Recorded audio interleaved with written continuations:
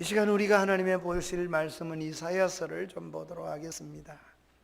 우리 첫 주부터는 다시 누가복음을 보도록 그리하고, 오늘은 이사야서 42장을 보도록 하겠습니다. 이사야 42장 좀 많이 읽었으면 좋겠지만 1절부터 6절까지만 우리 합독해서 함께 읽도록 하겠습니다. 영상으로 예배하는 모든 분들도 우리 함께 한 목소리로 함께 읽습니다. 내가 붙드는 나의 종, 내 마음에 기뻐하는 자, 곧 내가 택한 사람을 보라. 내가 나의 영을 그에게 주었은즉 그가 이방에 정의를 베풀리라. 그는 외치지 아니하며 목소리를 높이지 아니하며 그 소리를 거리에 들리게 하지 아니하며 상한 갈대를 꺾지 아니하며 꺼져가는 등불을 끄지 아니하고 진실로 정의를 시행할 것이며 그는 쇠하지 아니하며 낙담하지 아니하고 세상의 정의를 세우기에 이르리니 섬들이 그 교훈을 앙망하리라. 하늘을 창조하여 펴시고 땅과 그 소산을 내시며 땅 위의 백성에게 호흡을 주시며 땅에 행하는 자에게 영을 주시는 하나님 여호와께서 이같이 말씀하시되 나 여호와가 의로 너를 불렀은즉 내가 네 손을 잡아 너를 보호하며 너를 세워 백성의 언약과 이방의 빛이 되게 하리니. 아멘. 아멘. 오늘 이 말씀을 중심으로 해서 우리가 갈대와 바람과 등불이라는 제목으로 하나님 말씀을 같이 생각하고자 합니다. 어제가 성탄절이었습니다. 예수님이 이 땅에 오심에 대하여 우리가 감사하고 또 주신 은혜에 대해서 서로 복을 나누는 은총이 있는 기쁜 날이었습니다. 왜 예수님께서 이 땅에 오셔야만 했을까요? 왜 예수님께서 사람의 몸을 입으셔야 하셨을까요? 신학에서는 이것을 인카네이션이라 그렇게 말을 합니다. 도성인신이란 말도 제가 어릴 때는 이북서 오신 목사님은 또 한문 세대에서 도성인신이라, 도가 사람의 몸을 입었다, 이런 말로 이렇게 전해 주실 때도 있었습니다. 왜 예수님은 도성인신 하셔야만 하셨습니까? 오늘 이 본문이 예수님께서 오셔서 하실 사명, 예수님이 이 땅에 오셔야 될 이유를 다 기록한 말씀, 예언이 바로 이사야 42장 1절부터 우리가 읽은 6절의 말씀, 그 이후도 역시 같은 말씀이 되겠습니다. 예수님이 탄생에 관련하여서 이사야 선지자는 아주 구체적으로 증거를 했습니다. 예수님이 이 땅에 오시기 전에 몇 년 전 사람이냐 이렇게 물으면 700년 전 사람입니다.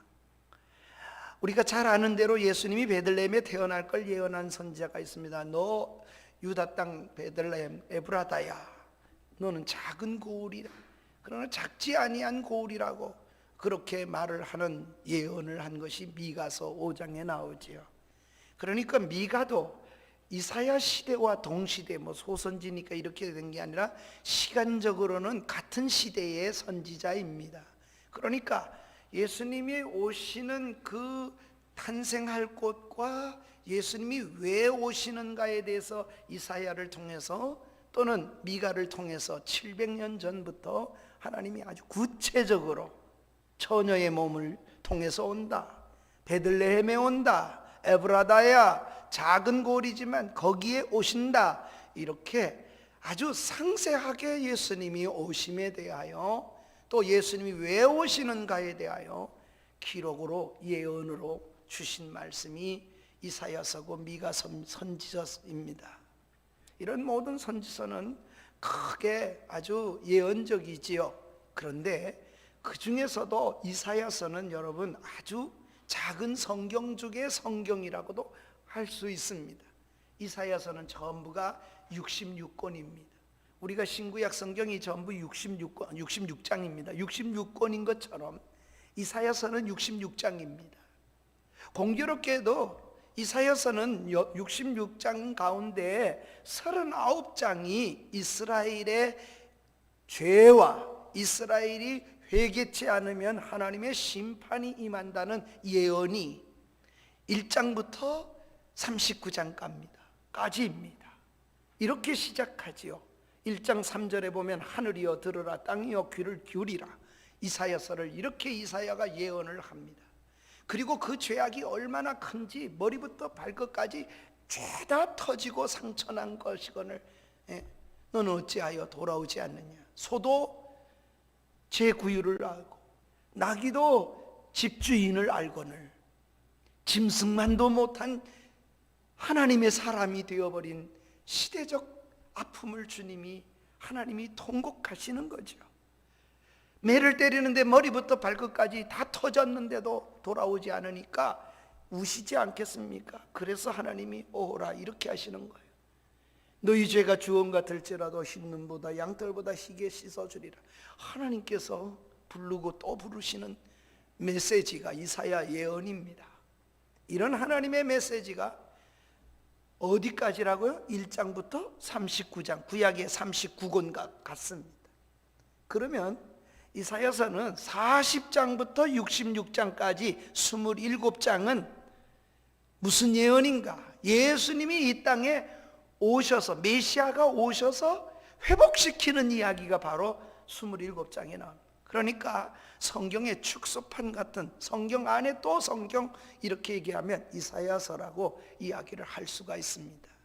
그러니까 40장부터는 메시아가 이 땅에 오셔서 하실 일, 메시아에 대한 예언이 언급되어 있는 내용이고, 50장에 가면 우리가 성찬식 때 맨날 읽는 것처럼 양털 깎는 자에게 잠잠히 끌려가는 자 같이 되었다. 예수님 십자가의 죽음에 대한 모든 것이 그 이사야 50장에 전체가 다 예언이 되어 있습니다.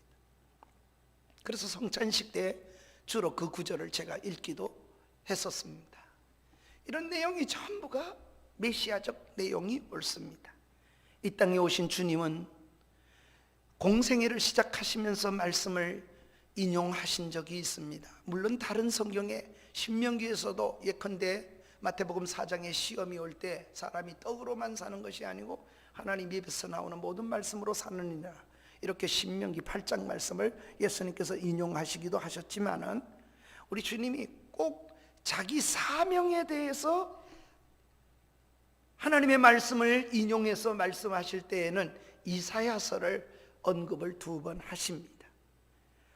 내가 이 땅에 와서 해야 될 미션에 대한 예수님의 그런 것이 제일 첫 번째 나오는 것이 누가복음 4장 7절부터 10절에 나오는 내용인데, 우리 주님이 이렇게 회당에 들어가셔서 성경을 주시니까, 이 두루마리 책을 주시니까 어디를 찾으셨습니까? 이사야서를 주었어요. 사람이 그게 우연이 아닙니다. 아마 이사야서를 예수님이 읽으셨을 거예요. 우연히. 그런데 우연히 준데 이사야서를 읽게 주었습니다. 그런데 예수님이 이사야서에서 일부러 찾으셨어요. 어디를 찾으십니까?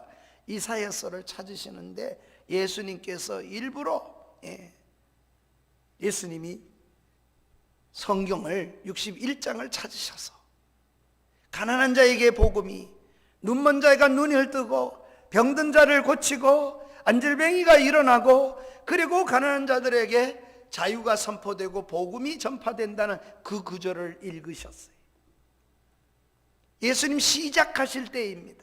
그리고 가셔서 자리에 앉으시고, 누가복음 4장 17절 이하에 보면 예수님이 이렇게 오늘날 이 말씀이 응하였도다. 메시아가 할 일이 그대로 된다고 선언을 하신 겁니다. 오늘 본문 내용은 42장 말씀인데, 이 말씀 중에 우리가 주의 깊게 보는 것은 3절이 옳습니다. 상한 갈대도 꺾지 않고 바람에 부는 갈대 같은 것이라 할지라도 상한 갈대도 꺾지 않고 꺼져가는 등불도 끄지 않고, 그렇게 주님이 이 땅에 오셔서 사역을 감당하실 거라고 말씀하십니다. 이 구절을 예수님이 다시 한번 인용하실 때가 있습니다. 언제 그렇게 하십니까? 예수님께서 이렇게 하실 때에는 곧 마태복음에 가보면 12장 9절부터 예수님께서 12절 내용에 보면은 마태복음에 예수님께서 주일날 안식일날 가셔서 손마른 자의 병을 고쳐주셨습니다. 그랬더니까 막 바리새인들이 안식일을 범하고 안식일을 지키지 않고 사람을 고쳤다고 공격을 했습니다. 그때 우리 주님이 안식일에 양이 우등 궁덩이에 빠졌으면 건지지 아니하겠느냐. 사람이 양보다 얼마나 더 존귀한 자냐. 그러므로 안식일에 생명을 구하는 것은 옳은 일이니라, 선한 일이니라. 예수님은 말로 가르치는 게 아니고 삶으로 가르치셨습니다. 그걸 받아들이지 않는 그 바리새인과 서기관과 제사장들을 향해서 우리 주님께서 이렇게 그 능력을 행하시고, 그때 우리 주님이 보라 나의 택한 종 곧 내 마음에 기뻐하는 자 사랑하는 자로다 그러면서 예수님께서 내가 성령을 줄 터이니 그런 얘기를 하시면서 인용한 것이 바로 이사야 42장 1절에서 6절의 말씀을 인용하십니다. 그때 마태복음 14장에서 그때 예수님 12장에서 예수님이 뭘 인용합니까? 바로 이 말씀입니다. 상한 갈대를 꺾지 아니하며 꺼져가는 심지를 끄지 아니하고 심판이 이길 때까지 하리니 이방인들이 그의 이름을 바라리라 함을 이루려 하심이었더라. 예수님께서 이사야 오늘 42장 1절부터 6절을 사역 속에 언급을 하십니다. 그러니 예수님은 생애 속에 자기에게 말씀, 자기에 대한 예언, 오늘 이게 42장이 내가 붙드는 나의 종이 누굽니까? 내가 하나님이 나의 종 예수 그리스도이십니다. 거기에 대한 예언을 이사야가 한 것입니다. 우리 주님은 이 땅에 오셔서 말씀을 전하시기만 하신 것이 아니라 예언대로 행하신 겁니다.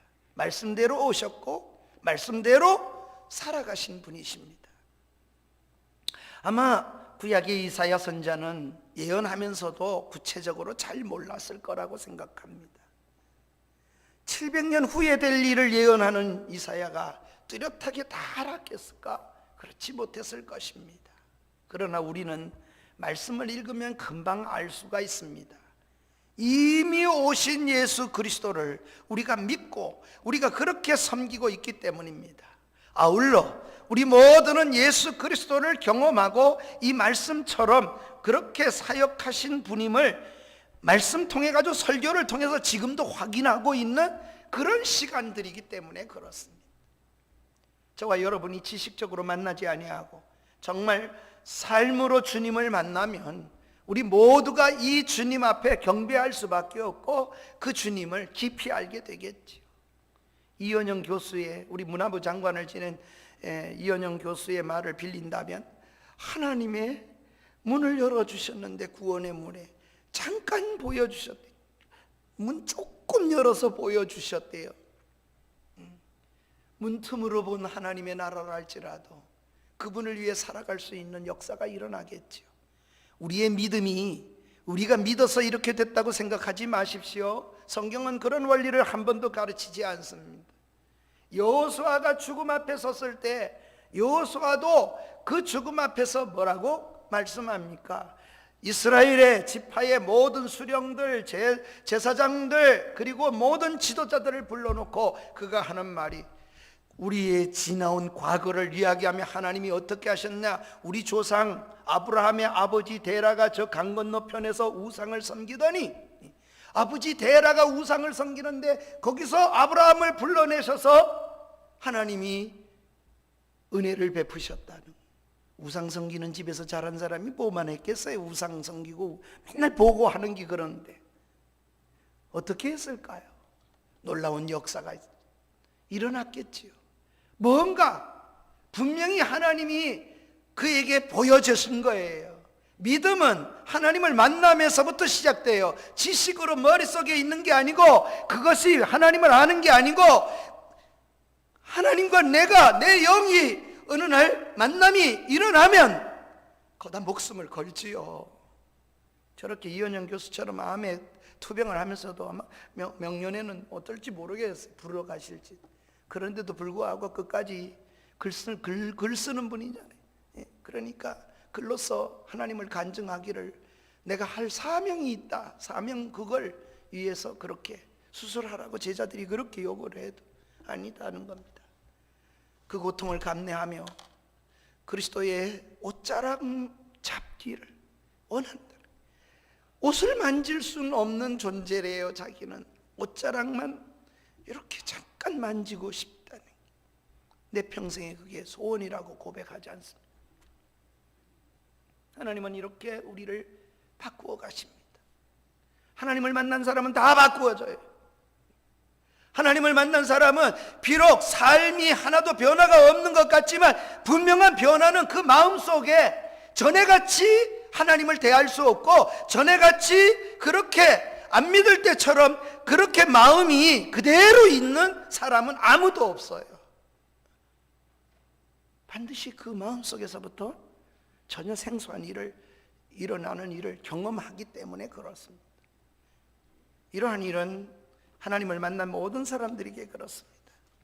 러시아 작가 돌스토이도 그의 작품의 여러 가지를 우리에게 남겨놓았습니다만 그보다도 그는 우리에게 남겨놓은 것이 그리스도를 향한 삶이요 그리스도와 함께 산 삶을 남겨놓았습니다. 그는 세 가지 질문을 늘 했다 그래요. 제일 중요한, 지금 이 세상에서 제일 중요한 시간은 언제일까? 이 세상에서 가장 필요한 사람은 누구일까? 이 세상에서 가장 중요한 일은 무엇일까? 이 세 가지 질문을 날마다 물었다 그럽니다. 그리고 거기에 대한 답을 이렇게 그는 얻었어요. 성경과 기도 속에서 이렇게 답을 얻었어요. 이 세상에 제일 중요한 시간은 지금이다. 저와 여러분 같으면 이 마지막 주일 지금입니다. 이 세상에서 가장 필요한 사람, 지금 내가 만나고 있는 사람이다. 이 세상에서 가장 중요한 일은 지금 내 옆에 있는 사람에게 선을 행하는 일이다. 그렇기에 자기 자산 전부를 마지막 죽기 직전에는 전부 다 나누는 일에다가 돌스토이가 그래서 재산을 하나도 남기지 않았어요. 그는 죽음 앞에 마지막 재산을 다 나눠줬어요. 그러면 없잖아요. 그런데 어느 날 죽음을 앞에 놓고 지나가는데 거지가 이 겨울 추운 러시아 추운 때 얼마나 춥겠어 팔벌 떨면서 도와달라고 손을 내민 거예요. 돌스토이가 그 지나가는데 주머니를 뒤져보니까 아무것도 없는 거예요. 줄 것이. 그래서 돌스토이가 손을 잡고 형제여 나는 아무것도 줄 게 없습니다. 내가 가진 것이 아무것도 없기 때문입니다. 그 거지가 이런 말을 남긴 것이 일화로 되어 있습니다. 거지가 오히려 이런 말을 합니다. 아닙니다. 당신은 정말 나에게 귀한 걸 주셨습니다.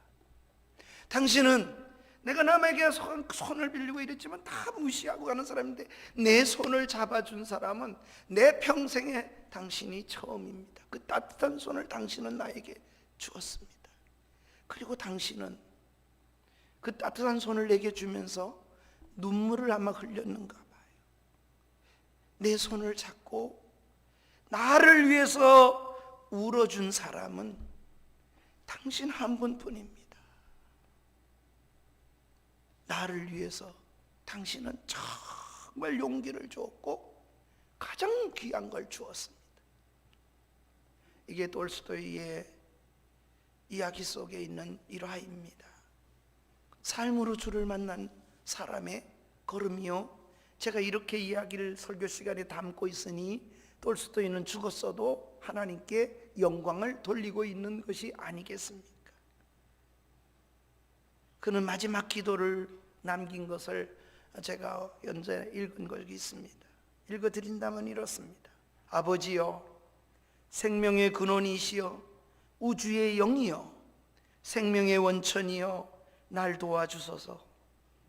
내 인생의 마지막 며칠 마지막 몇 시간이라도 당신에게 봉사하며 당신만 바라보며 살 수 있도록 날 도와주소서. 이게 돌스토이가 마지막 남긴 그의 기도요 소원이었습니다. 우리는 끝날 때까지 끝난 것이 아닙니다. 매사에 이런 생각으로 하루하루를 걸어야 될 것입니다. 우리 주님이 이 땅에 오셔서 주님도 사명에 꽂혀 살았어요. 우리 주님의 사명이 무엇이냐? 저는 늘 주님의 사역을 가르치는 것, 고치는 것, 그리고 복음을 전파하는 것이라고 이렇게 얘기를 했습니다. 그런데 오늘 본문 내용 속에는 한 가지의 강조점이 있어요. 그게 뭡니까? 우리 주님은 이 땅에 오신 이유가 첫째로 치유하기 위해서 오신 주님이시라는 겁니다. 오늘같이 팬데믹 속에, 코로나 속에, 우리가 전염병 속에 이렇게 있는 우리들이 가장 떠올려야 하고 우리가 기억해야 할 주님, 그 주님은 치료하시는 주님이시라. 치유를 위해서 오셨고 치유를 위해서 이 땅에 사역을 하신 분이라는 사실입니다. 메시아로 오신 주님은 긍휼로 치료하셔 오신 분입니다. 오셔서 하실 일, 그 일이 이스라엘의 꺼져가는 등불, 이스라엘의 참으로 상한 갈대 당시에 그런 이스라엘의 형편을, 처지를 묘사하고 있습니다. 3절입니다.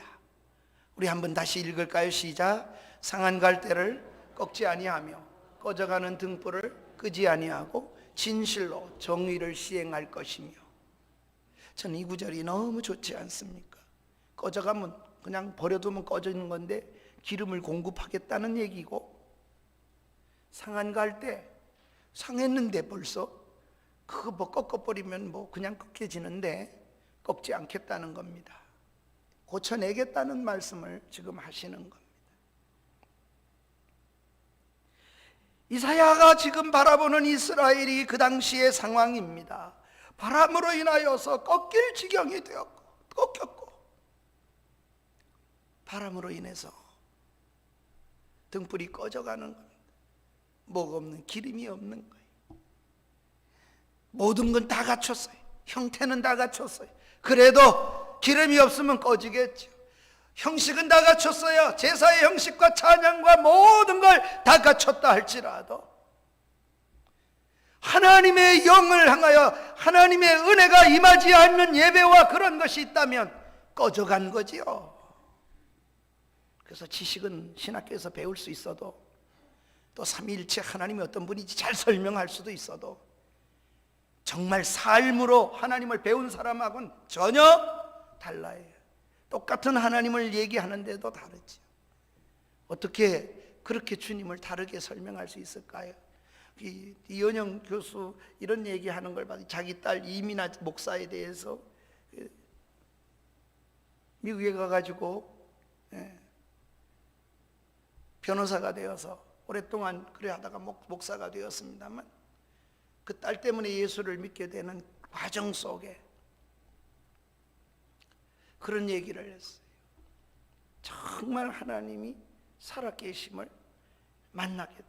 내 딸 보니 제발 좀 교회 가면 막 이러지 말고 막 기뻐서 이게 막 박수치고 미친 사람 같이 보이는 그런 짓 좀 하지 마라. 왜 그러냐? 왜 딸이 안타까워. 딸이 하는 말이, 내가 정말 좋아하는 사람을 만났는데 그냥 뻣뻣 있다가 반갑습니다 이렇게 할 수 있겠습니까? 막 좋아서 호들갑스럽지만 그렇게 하지 않겠어. 아버지도 예수님을 만나면, 아버지도 정말 내가 만난 하나님을 만나면 너무 반가워서 나보다 더 할지도 모르겠지요. 그 하나님은 크시고 그 하나님은 너무나 능력이 있다. 그 아버지 예수 믿게 하려고 그 딸이, 하나님께서 이 망막이 다 망가졌대. 고칠 수가 없도록 의사, 미국에서도 그랬고 한국 왔는데도 못 고치겠대. 그 이민아 목사는 안 보이는 상태에서 몇 년을 지냈어요. 그러니까 할 수 없다 그랬는데, 아버지 기적을 봐야 믿을 수 있고, 아버지는 그러니까 눈을 고쳐주세요. 그래서 망막이 재생되어지는 일이 생겨질까요? 의사는 너무 놀랐잖아요. 그런데 그래서 이원영 교수가 믿는 거예요. 지성에서 영성으로라는 책을 쓰게 되고 이렇게 되는 이유는 그 하나님을 만난, 그 딸이 만난 하나님을 참 이상하지만 만나게 되고 무릎을 꿇고 세례를 받는 날 정말 뜨거웠다 그래. 자기는 과거에 대해서 죽은 자로 여길 수 있었대. 그런데도 하나님 그런 얘기를 해요. 우리 하나님이 정말 하나님을 만난 거는 그 이후에 세례받고 그렇게 다 하나님인지 아는 것 같았는데, 예. 그러고 나서 2년 안에 말이에요, 일이 생기는데 몇 달도 안 지나가지고 이 손주가 제일 아끼는 손주가 미국에서 제일 좋은 대학의 수석으로 졸업을 했는데 아무 이유 없이 죽는 거예요. 예. 이민아 목사의 딸이죠. 저 아들이죠. 외손주가 죽은 거예요. 그래, 하나님이 무슨 하나님이 이래? 하나님이 계시면 능력 있게, 하나님은 능력이라는데 이런 것도 하나 못 막아주면서, 그래서 병원에 가서 무슨 병으로 죽었나 다 알아봤는데 의사들은 모른다는 거예요. 그냥 머리 아파 그래 갖고 그냥 갔는데 무슨 병인지도 나중에 다 몸을 해부했대. 그래도 병명을 찾아내지 못했대. 아버지가 믿음을 잃어버릴 뻔. 하나님이 계시다면 이럴 수가 있나, 막 이렇게 생각이 드는데, 그러나 뛰어넘게 하시고, 그 뛰어넘을 때는 하나님은 능력의 하나님이라는 걸 만났다 그랬어요. 기적을 준 것은 이렇게 해석했어요. 나를 믿게 하기 위해서 잠깐 보여준 것이고, 기적이 없어도 날 믿느냐 하는 주님을 만나는 시간이 필요 있었다. 여러분, 하나님은 그렇게 믿어야 된다고 우리 모두가 가르침을 받습니다. 신학에서는 그게 정리가 되어서 가르치기도 합니다. 그런 걸 아무리 신학에 배워가지고 말한다고 해가지고 이현영 교수가 만난 그 하나님을 우리가 이해할 수 있어요? 차라리 신학 못 배우고 그런 하나님을 만나서 그렇게 나중에 신학적으로 정리하는 게 훨씬 낫다. 그러나 반드시 이해되고 지성을 통해서 영성으로 간다. 이해가 돼야 받아들인다. 저는 그 말을 깊이 생각해 봅니다. 사람과 사람과의 관계도 이해와 배려도 역시 이해가 돼야 배려가 되겠지요. 수납이 돼야죠, 내 마음속에. 그러면 다 받아들이게 않겠습니까? 주님께서 이 땅에 오셔서 병을 고치는 모든 일들이, 기적의 일들이 그와 같습니다. 사람과 사람 관계에도 이해와 배려는 서로를 세우고 가슴을 따뜻하게 만듭니다. 이해가 되면 배려도 나올 수가 있을 것 같아요. 이게 순서로 바뀌지 않을 것 같아요. 언젠가 TV를 보니까 일본의 이상한 식당이 TV에 나오더라고요. 이상한 식당, 도쿄에 있는 이상한 식당. 왜냐하니 짜장면을 시켰는데 짬뽕이 나오고, 짬뽕을 시켰는데 짜장면이 나오고 볶음밥이 나오고, 아니면은 우동을 시켰는데 갑자기 말이에요, 무슨 또 돈가스가 나오질 않나. 이상한 식당은 틀림없어. 주문한 대로 안 나와. 그런데 이유인즉은 TV에 보니까 연세 많은 할머니 할아버지들이 다 서빙하는 그런 식당이요. 그런데도 할머니 할아버지가 하면 그렇게 하겠습니까? 아니요. 치매가 와가지고 다 치매가 온 노인들만 그 식당에 쓴대요. 그러니 할머니 할아버지가 가서 주문을 하는 거예요. 뭘 오기만 하면 뭐 하냐, 이런 짜장면. 그런데 누가 주문했는지를 모르는 거지. 그러니까 아무 데로 나오는 데 가가지고 아까 뭘 주문했는지 모르니까 그분한테 나는 짜장면을 먹고 싶다 그랬는데 돈가스가 나왔는데 누가 주문 아까 어떻게 했는지를 모르는 거야. 치매가 오셨으니까. 그러니 나오는 대로 갖다가 주면 그거 먹는 거죠. 그런데 거기는 아무도 화를 안 내고 다 웃으면서, 짜장면 시켰는데 돈가스 먹으면서도 기뻐하고 웃으면서, 그리고 돈 내고 나가는 식당. 아르바이트생들이 이상한 아르바이트생들이고 참으로 그런 식당인데도 그 식당이 운영이 되는 게 또 그런데 도쿄의 명문 식당이래요. 그러니까 독특한 식당. 그런데 제게 아주 한 가지 그 식당에 가서 화를 안 내고 식사를 다 한 후에 나가는 손님이 하는 말이 내 귀에 참 크게 들렸습니다. 왜 여기서 식사를 합니까? 시킨 대로 나오지도 않고 전혀 다른 식사를 하는데. 이런 얘기를, 그분이 식당에서 이런 얘기를 해요. 바로 여기서만의 특별한 이해와 배려와 사랑이 넘치는 음식을 먹을 수 있기 때문입니다. 이래 얘기를 하더라고요. 화를 내야 될 시간 아니? 짜장면 넣는데 주인장 이리 와, 이러고 뭐 시작해야 될 것 같은데 왜 그럴까요? 거기에 서빙하는 모든 분들이 치매의 어른들이라는 걸 이해하고 있고 이해하기 때문에 배려도 나오게 된 거지. 알바생이 좀 서툴러도 그릇을 깨져도 다 이해하는 겁니다. 사랑하는 여러분, 하나님이신 예수님이 선언을 하십니다. 이사야는 예언되었어요. 예수님이 하실 일에 대해서 우리는 주님을 몰라도 주님은 우리를 아시기에 그분은 또 참아주고 또 배려하고 또 배려하실 수 있어요. 그렇게 하시려고 이 땅에 오셨대. 심지에 기름이 공급되지 않으면 꺼져가잖아요. 그 꺼져가는 때 그걸 꺼지지 않길 위해서 오시는 형편과 처지가 어떻습니까? 이스라엘이 꺾여진 상처난 갈대요, 꺼져가는 등불이라 그랬잖아요. 바람에 의해서. 예수님이 오실 때가 어떨 때인지 이사야 이 말씀 속에 우리는 그려볼 수가 있습니다. 역사적으로 예수님이 오시기 전부터 말라기 선지자 이후에 400년 동안 이스라엘은 아무런 징조도 없고 선지자도 없고 400년 동안은 완전히 영적으로 암흑기입니다. 역사적으로 그래요. 꺼져가는 등불, 상한 갈대의 이야기 속에 주님이 오실 때, 그때 아마 그렇겠죠. 우리는 지금 뒤돌아서 역사를 회상하면서 주님이 오신 때, 그때 아마 그 시대는 몰랐겠죠. 우리는 예수님이 오실 때가 바로 믿음이 제일 떨어진 그때였겠구나. 그래, 말라기 400년을 여기면서 우리는 그러니까 이해가 되는 거예요.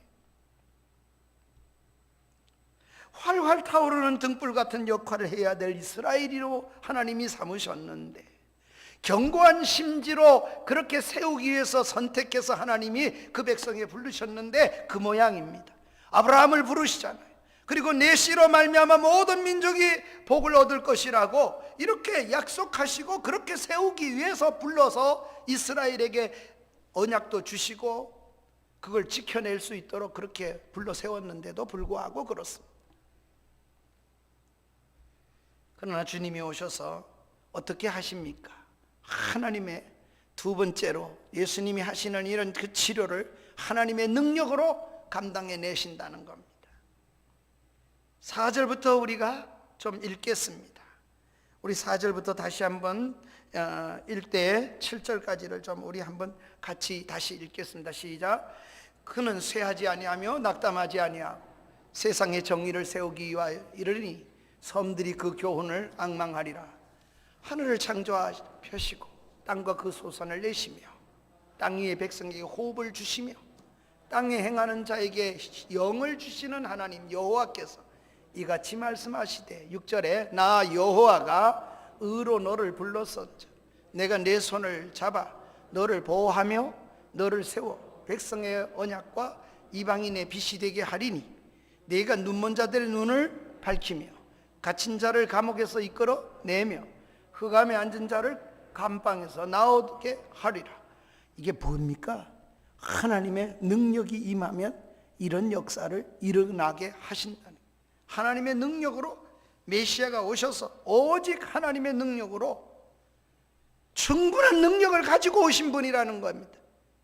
그는 이 땅에 오는데 하나님의 능력으로 오신대. 그러기에 예수님은 무리를 걷기도 하셨고 죽은 자를 나오너라 그렇게 명하시기도 하셨고, 그러니 죽은 자가 수족을 동인 채로 어떻게 나왔겠어요? 제가 생각한데는 아마 묶인 채로 하면 뭐 중국의 뭐 강시 모습처럼 뭐 이렇게 퉁퉁 튀어나오지 않았겠을까? 상상이 그렇게 돼요. 누가 죽음 앞에 그렇게 명하고 바람 보고 바람아 잠잠하라, 바다야 잠잠하라, 누가 이런 명령을 할 수 있습니까? 하나님의 능력으로 오신 예수 그리스도, 그가 하는 일은 치료하는 일이라 그랬어요. 꺼져가는 등불에 기름을 부어주고 상한 갈대를 꺾지 아니하시고 다시 회복시키시기 위해서 오신다는 겁니다. 그래서 어떻게 됩니까? 노래하게 만들어준다. 우리가 읽진 않았지만 그 밑에 사역이 계속되기 때문에 10절에 보면 이런 말씀을 합니다. 10절에 향해하는 자들과 바다 가운데 만물과 섬들아, 거기 사는 사람들아, 여호와께 새 노래로 노래하며 땅끝까지 찬송하라. 새 노래로 노래하도록 그렇게 한다는 겁니다. 사랑하는 여러분, 우리도 새 노래로 하나님께 노래하는 그런 해가 되어야겠습니다. 2020년부터 금년까지 무려 코로나 팬데믹 속에 우리가 질병 속에 이렇게 살아가고 있습니다. 그러나 이런 해가 다시 오지 않기를 바랄 그런 한 해 한 해를 지금 우리가 보내고 있지 않습니까? 그러면서도 우리는 견뎌내고 찬송할 수 있도록 환경과 상황을 나는 하나님이 조성해 주실 거라고 생각합니다. 또 생각해 보십시오. 구원받은 자들이 온전한 찬양을 드릴 수가 있습니다. 그것이 바로 예배입니다. 코로나19 상황이 가져온 것은 교회의 모든 이런 제도적인 행사 같은 이런 모든 거 다 멈추게 만들었습니다. 심지어 성가대까지도 멈췄습니다. 성가대 안 하면 예배 안 드려도 됩니까?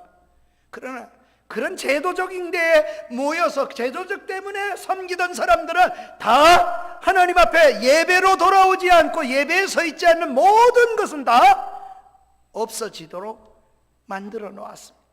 그렇게 안 하면 할 수가 없는 것이기 때문에. 그러나 없어지지 않는 게 하나 있습니다. 예배입니다. 예배에 살고 죽느냐 하는 관건이 있는 사람은 거기에 모든 것을 올인하고 그렇게 사는 거죠. 제도는 언제나 또 만들어지기도 하고 더 아름다운 환경과 여건도 될 수도 있다가 떨어지기도 할 것입니다. 그러나 우리가 늘 붙잡고 살아야 되고 회복되어야 될 귀한 것은 예배입니다. 하나님을 만나느냐 못 만나느냐입니다. 교회가 그렇습니다. 그리스도인들이 그렇습니다. 그러면 결코 부러지지 않습니다. 결코 꺼지지 않습니다. 목사가 잘해서 아닙니다. 우리 주 예수 그리스도가 지금도 살아계셔서 그 사역을, 치유 사역을 하나님의 능력으로 계속하시기 때문에 그렇습니다. 코로나19 때문에 12,000교회를 자랑하던 대한예수교 장로회 합동측 교회는 무려 3,000교회 가까이가 문을 닫았습니다. 그러니까 12,000교회가 아니라 9,000교회밖에는 거의 남지 않았습니다. 어쩌면 더 줄지도 모릅니다. 그런 외형적인 모든 것은 다 없어질지도 몰라요. 더 줄더라도 예배하는 자가 있는 한은 꺼지지 않을 것이고 꺾이지 않을 것입니다. 교회가 모이기 힘들고 예배의 방해를 받아도 결코 죽지 않습니다. 다시 일어나게 하시는 하나님이 계시기 때문입니다. 힘들어도 지쳐도 부러지지 않으며 꺼져버리지 않는 존재가 되도록 그걸 위해서 주님이 오신다고 이사야가 예언했고 주님도 내가 그래서 왔다 그랬으니 주님과 함께 우리는 회복을 경험할 수 있게 될 줄로 믿습니다. 2021년은 우리가 이렇게 또 가지만 2022년을 우리가 바라보는 것은 그분 안에 살고 그분 안에 머무르면 우리는 빛 가운데 있고 그 빛을 반드시 발휘하게 될 것입니다. 예수님께서 말씀하셨습니다. 요한복음 8장 14절에 주님 말씀하시기를 12절에 예수님께서 이렇게 말씀하십니다. 나는 세상의 빛으로 왔다고 했습니다. 나를 따르는 자는 어둠에 있지 않고 생명의 빛을 얻게 된다고요. 빛으로 어둠이 밝힐 수 있는 등불의 모든 것을 고쳐내시는 분이 주님이시기 때문에 그렇습니다. 이 주님을 만난 사도 바울은 어떻게 삽니까? 자기가 가진 모든 것, 자기가 자랑하던 모든 것까지도 다 배설물로 여기면 이 사도 바울이 에베소 5장 8절부터 9절에 보면 뭐라 그럽니까? 너희가 전에는 다 어둠 속에 있었다. 그러나 주 안에서 이제는 빛된 자녀가 됐다. 그러니 어떻게 하라고요? 빛된 자녀처럼 살아라 그럽니다. 열매가 있는 삶이 있어야 된다는, 그 열매, 빛된 열매가 뭐라고요? 착함이라고요. 착한 열매, 진실함에 있느니라, 이렇게 말씀했어요. 왜 그렇게 살게 됩니까? 오늘 본문처럼 찬송하리라, 저 섬들이 찬송하게 될 거다. 왜요? 하나님을 영광을 올려드리는 찬송을 드리게 될 수 있기 때문에 그렇습니다. 그래서 예수님께서 그렇게 가르치셨어요. 실제로 마태복음 5장 16절에 보면 우리 주님이 이렇게 하는 거예요. 너희는 빛된 사람이라, 비추라는 거예요. 그런데 그 빛이 뭡니까? 에베소 5장의 말씀, 바울이 말한 것처럼 착한 행실이에요. 착한 삶이에요. 진리 때문에 사는 거예요. 지식이요. 여러분이 머릿속에 예수를 많이 아는 지식이 아니라 아는 그 걸음 속에 한 걸음을 순종하려고 하는, 양심을 쓰려고 하는 그 걸음 말입니다. 그 속에 빛이 비추고, 너희가 그런 착한 행실 때문에, 그런 착한 목사의 걸음 때문에, 착한 집사의 행실 때문에 하늘에 계신 하나님께서 영광을 받을, 이게 찬송을 받는 거예요. 예배를 통한 찬양 말입니다. 오늘 우리는 그 예배를 드리게 되어야 된다는 겁니다. 또 그러기 위해서 주님은 행하실 것입니다. 치유하실 것이고 우리를 반드시 고치실 겁니다. 2021년이 죄와 절망과 탄식과 질병과 아픔과 죽음이 가득했던 것이 사라지고 2022년에 희망과 생명과 찬송으로 가득한 2022년을 나의 생애로 삼으실 수 있는 은혜가 있기를 주의 이름으로 축복합니다. 예수님은 그러기 위해서 오셨다고 했으니 주님만 바라보면 사명대로 오신 주님은 사명대로 이뤄내실 것이기 때문입니다. 이 말씀을 기억하며 우리 다 같이 일어나셔서 찬양을 드리되, 오늘 우리가 620장 찬양을 하나님 앞에 올려드리겠습니다.